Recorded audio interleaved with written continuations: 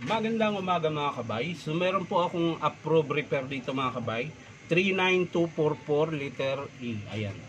Bali, ang model nito mga kabay, DW810. So ang papalitan mga kabay, armature. Ito po yung part number ng armature.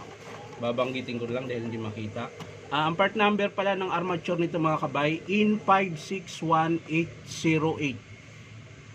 IN561808. Yan po yung part number ng armature. So ito yun mga kabayo. So pag binili nyo po, may kasama ng bearing dalawa, sa likod 607, sa harap 608, may kasama na rin flange. So ang ililipat mo na lang doon sa luma mga kabay ay yung kanyang pinion tsaka nut. Yun na lang po mga kabay, tsaka yung sleeve.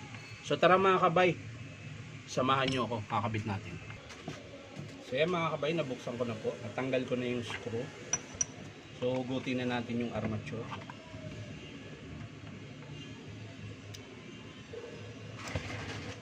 Tapos, ang ililipat lang po natin ay yung kanyang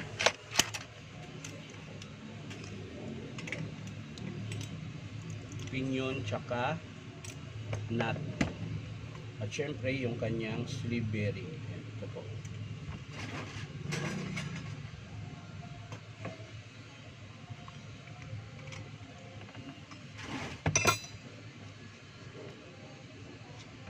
Ayan mga kabay, madali lang po magkabit nito.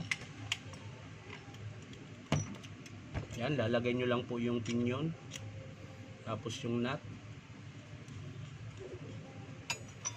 tapos sigpitan nyo. Yan. Tapos yung sleeve bearing mga kabay, ito yung sleeve bearing.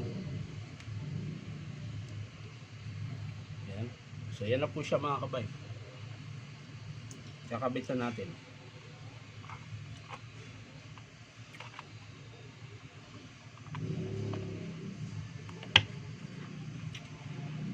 Bitan yung gearbox.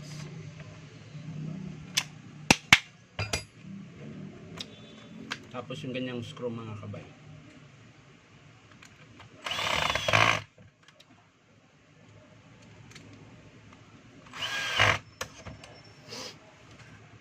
So yan mga kabay, nakabit ko na po yung carbon nya.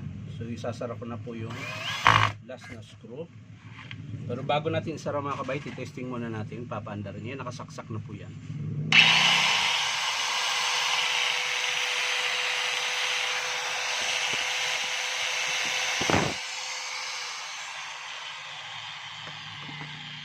So wala po siyang siklab mga kabay dahil bago rin po yung armature.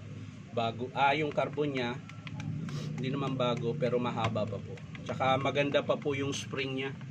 Malakas pa tumulak. Kaya wala po siyang palag, wala siyang siklab.